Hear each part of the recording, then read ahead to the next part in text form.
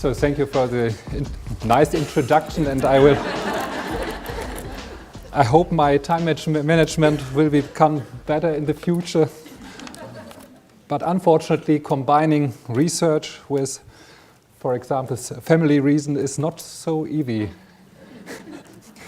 So thanks a lot for the invitation. It's a great honor for me because we are directly connected.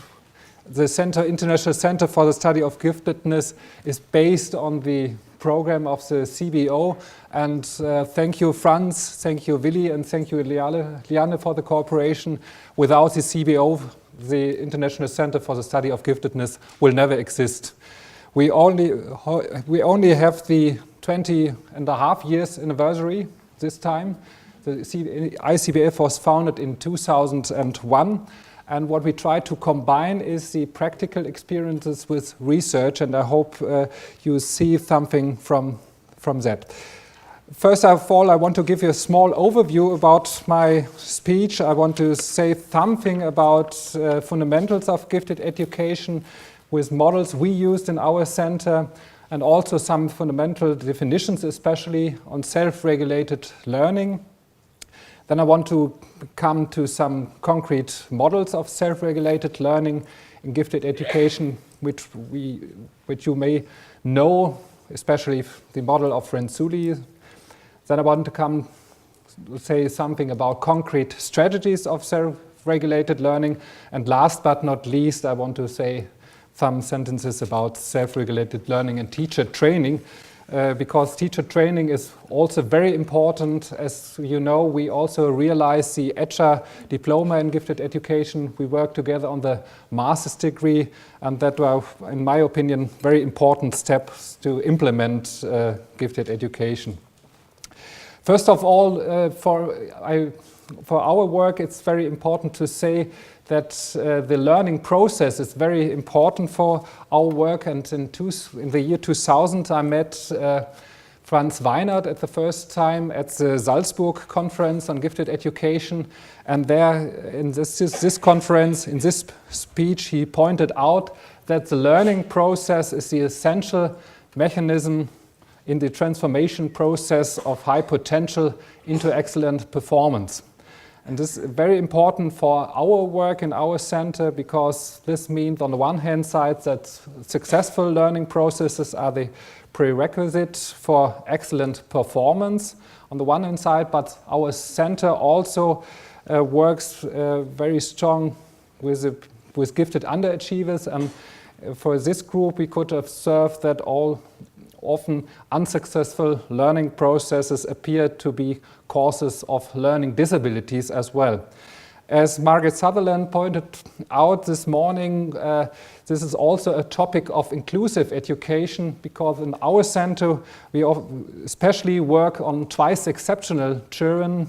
Often on the one hand side they show, for example, learning difficulties, especially in the spelling areas, and on the other hand side they show gifts and talents in special areas like in mathematics. And so we use the existing models of gifted education, but we change little things in this models because for our work we have to concretize some of these special things. You know, these models is similar to the model of François Garnier, or maybe you know the Munich model of giftedness, but we try to realize this quote of Franz Weinert that means that the learning process is the essential mechanism for the transformation of high potential into excellent performance. But we also want to have a view on the different achievement areas and onto twice exceptional children. So especially in the achievement area,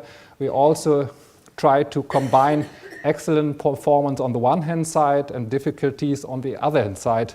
For example, I work together with a colleague on mathematically gifted children with dyslexia, for example. And in our work, it's the learning, as I pointed out, the learning and developmental process is the most important thing. And for this, for this process, the interaction of the personalities factors and the environmental factors seems to be very important. And we could observe that François Garnier also pointed out there could be a positive interaction, but also a negative interaction. It's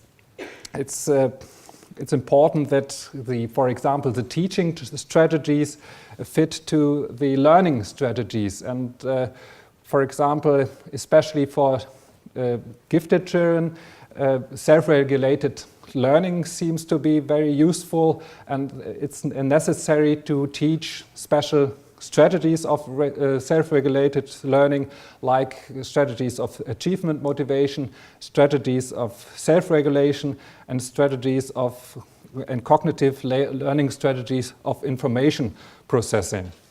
And we also could observe something like a spiral of the learning and developmental process. So in contrast to other models, you also could observe that also ability factors can develop onto a higher level, but also they could develop to a lower level, especially in the area of underachievement. And that seems to be very important as well. And we use this model especially for our work with a group of especially twice exceptional children. And I want to give you some more information, for example, about the different developmental paths of the gifted, as also Franz Weinert in his speech in Salzburg pointed out. He differentiated between 4 categories. On the one hand side, he quoted the ingenious dilettate. For example, these people often show a superficial knowledge, or these students often avoid efforts, for example. They are not in every case they are only gifted underachievers, but they show some behavior of this group. The second group are the gifted underachievers, including twice exceptional children, with a great difference, for example, between the scores in the intelligence test and the scores in the school scores. And then we could observe the intelligent expert, for example. These are pupils who are interested in a specific domain, but in the domain they are really experts. They know everything about this domain, but in the other domains which are not from the point of interest, they so often show a knowledge which is not on a high level. And what we try to realize is to help children to become highly educated intellectuals with a different knowledge in the different domains. Especially for gifted children, self-regulated learning seems to be very useful because of the different competencies in the cognitive, in the metacognitive area. And to quote Simons, as a Netherlands researcher, self-regulated means or describes the extent a person is able to manage and control his or her own learning process without the support of other instances. That means it's a process to become a self-regulated learner, and you're not. And it means to have that you need competencies of self-regulated learning. So it's a stepwise process. And for this process, I also quote a researcher from the Netherlands. The 3-layered model of self-regulated learning could show you some more details about self-regulated learning. And there are 3 levels of self-regulated learning.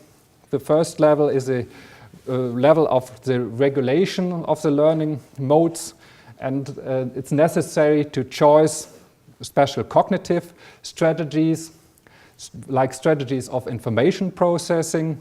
On the second level, it's necessary to regulate the learning process, which the use of metacognitive knowledge and skills to direct one's learning. And the third level, as you can see in this model, is the regulation of the self, and that means pupils are able to choose their goals and use special resources for the learning process. But what is also very important in the process of self-regulated learning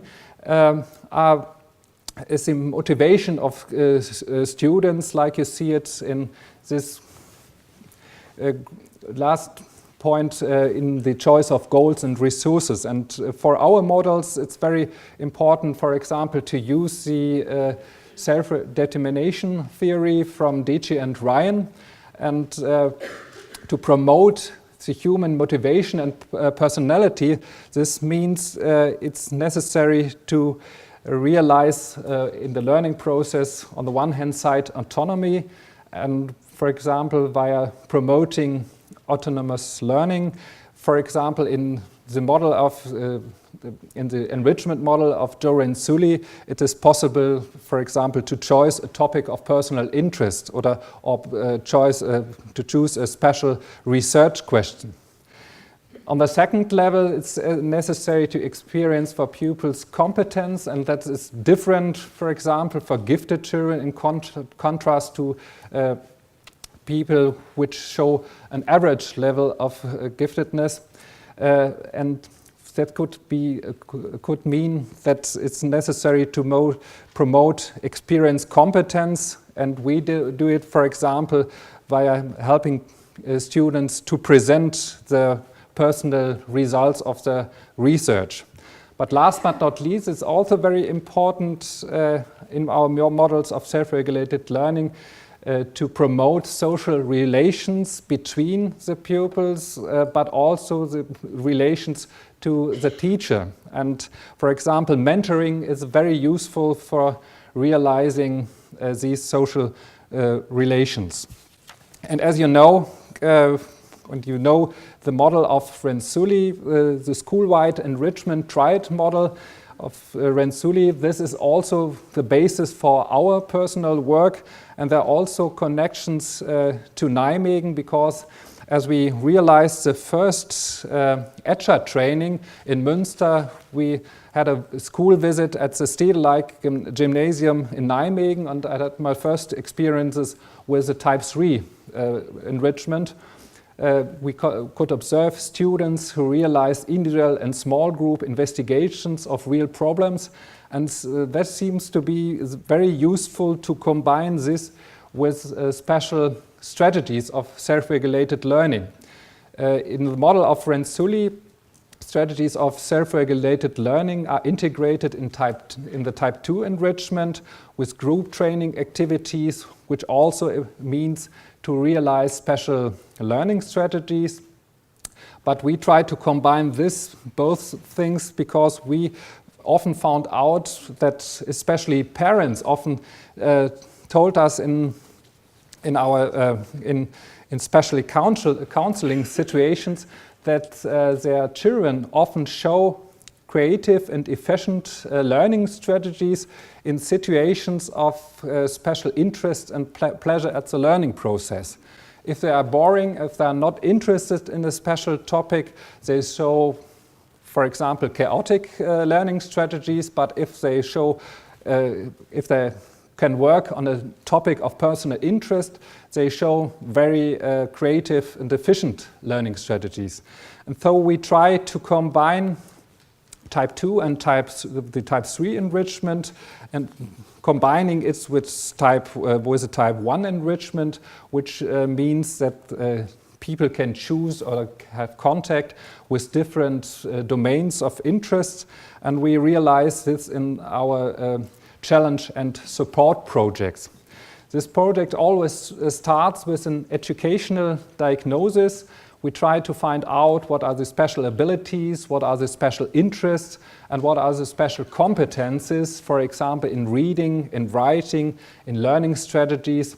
And we use this diagnosis for an individual support during this whole project. The students of teacher training who work as mentors in this project know about these results and know about how to support the child.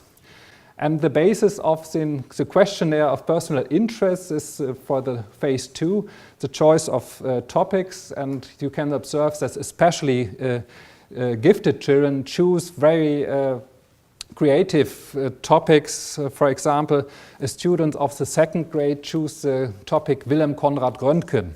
He broke his arm, get into the hospital, and after that he wants to know how does it function to this, I don't know the right word for that, the Röntgengerät.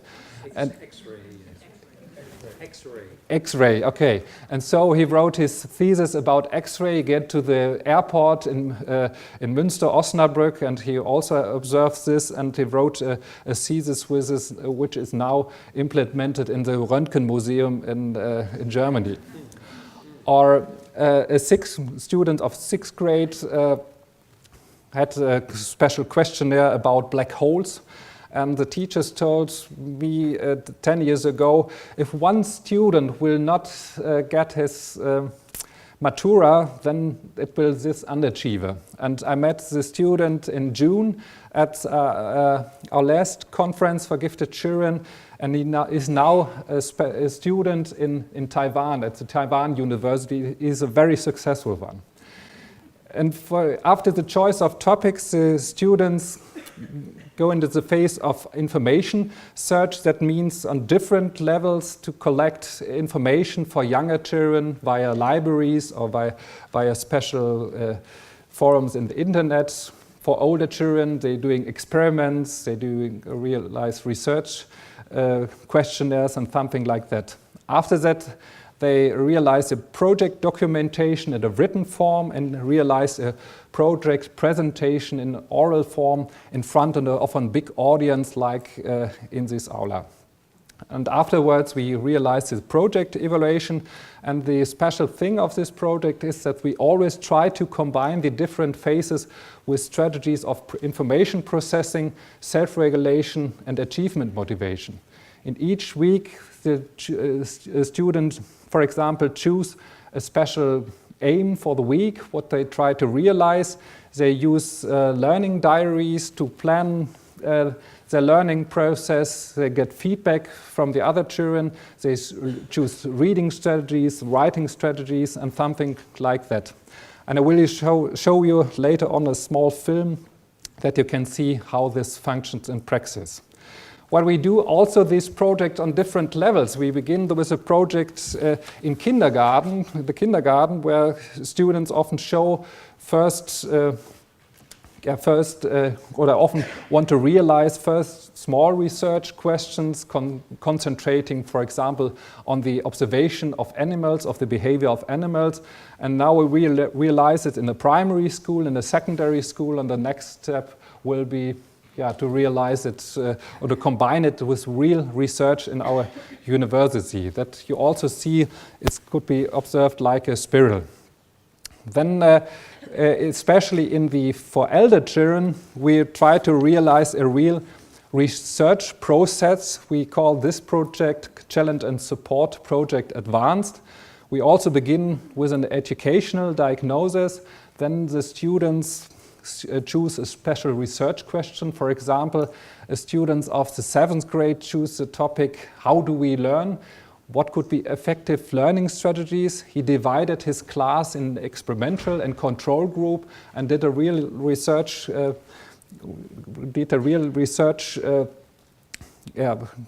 process with original questionnaires and experiments and that like that. And he used the original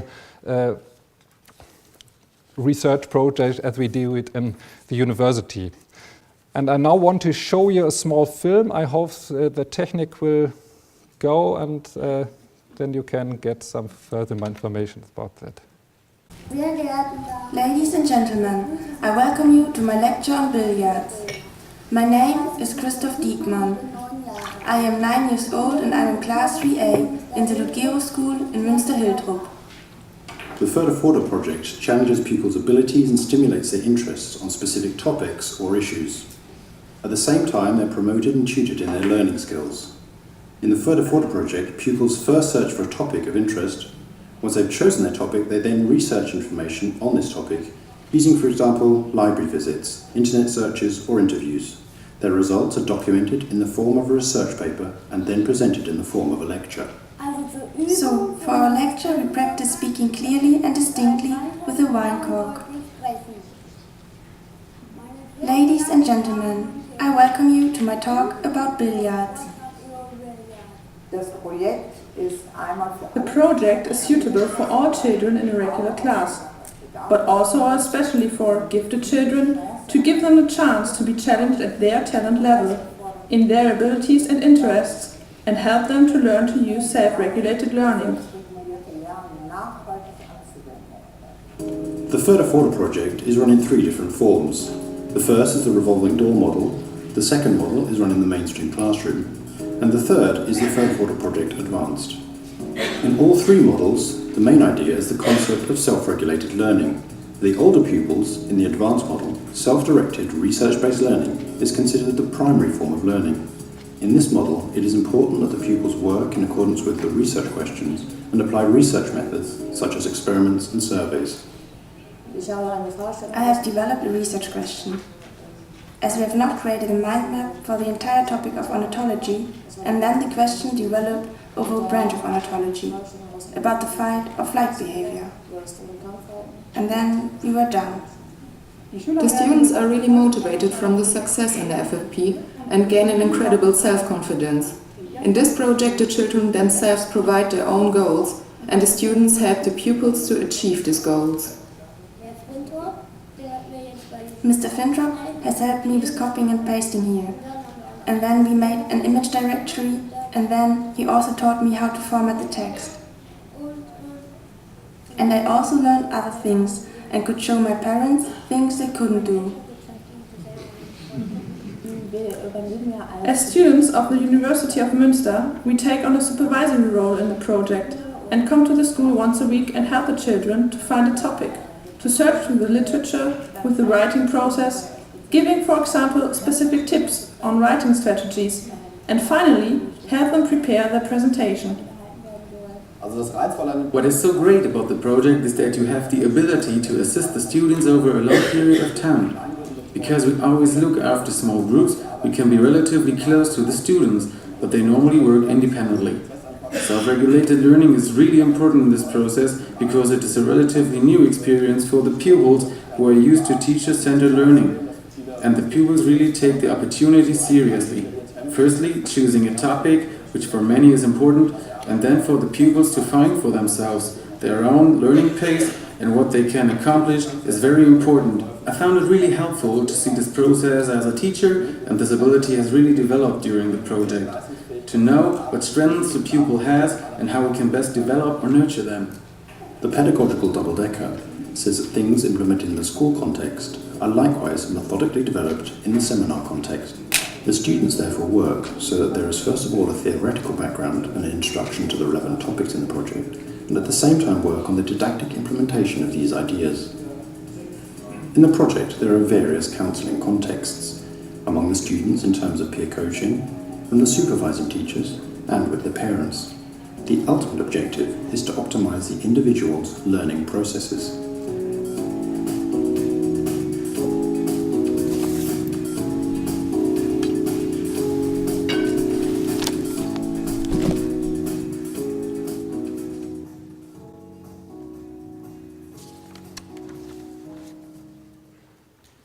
So I hope you get a view on this project, and you also get a view on the different strategies of self-regulated learning we use, for example, in the area of information processing.